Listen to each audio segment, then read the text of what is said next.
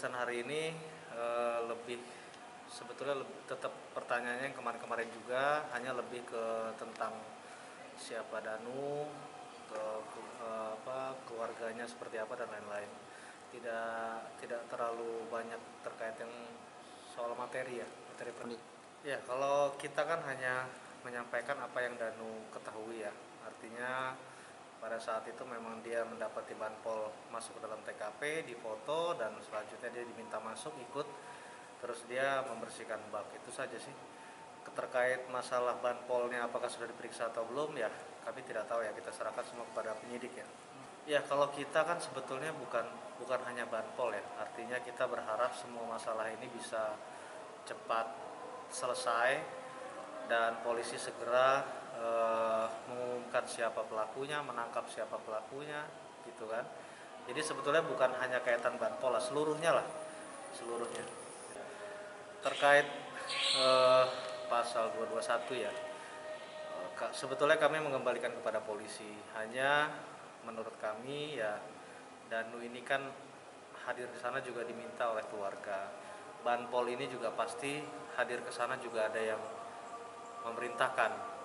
Nah, sebenarnya kita sebelum masuk ke dalam pasal 221 dan lain-lain ya, kita sebenarnya pengen tahu juga sejauh mana polisi sudah memeriksa si banpol terkait dia masuk dalam TKP, tujuannya apa, disuruh sama siapa, perintah siapa. Nah, ini kan yang perlu kita tahu gitu.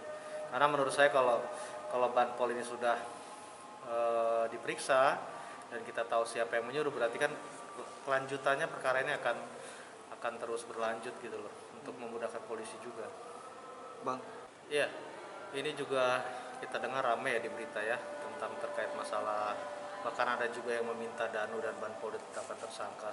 Sebenarnya apa yang dilakukan oleh Danu gitu ya, Danu kan kesana membersihkan bak dan ditemukan barang bukti, dan barang bukti itu juga tidak dibawa kan, diletakkan kembali ke bak tersebut gitu. Kalau dinilai ada sebagian orang meminta polisi untuk segera menetapkan Danu sebagai tersangka, banpol sebagai tersangka, menurut saya ini menekan kepolisian ya.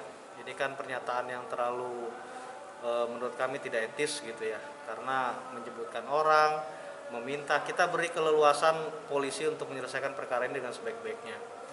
Kalau dinilai kita merusak TKP, yang dinamakan merusak TKP itu kan sebetulnya pada hari H kejadian tanggal 18 sebelum polisi hadir di TKP dan melakukan olah TKP. Siapa yang hadir duluan? Nah, ini sebetulnya kita kan juga sebetulnya sudah banyak tahu ya, di media sudah banyak disebutkan. Nah, tinggal kita serahkan semua kepada kepolisian lah untuk menetapkan siapa sebenarnya dalang di balik perkara ini. Kalau menurut keterangan klien kita, Danu, barang bukti pada saat dibersihkan bak itu dia awalnya menginjak gunting dan selanjutnya ditemukan juga cutter di situ. Danu sempat megang nggak bang? Dipegang karena kan dia yang nguras kamar mandi, nguras baknya ya. Dia dipegang itu untuk ditunjukkan kepada banpol gitu. Iya, kuncinya kan yang bawa juga banpol. Kan setelah rumah ini dijadikan TKP, berarti kan semua kewenangan sudah di tangan polisi gitu. Danu tidak megang kunci, keluarga tidak ada yang megang kunci, dan tidak berani juga masuk ke dalam TKP tanpa ada suruhan atau perintah kan gitu.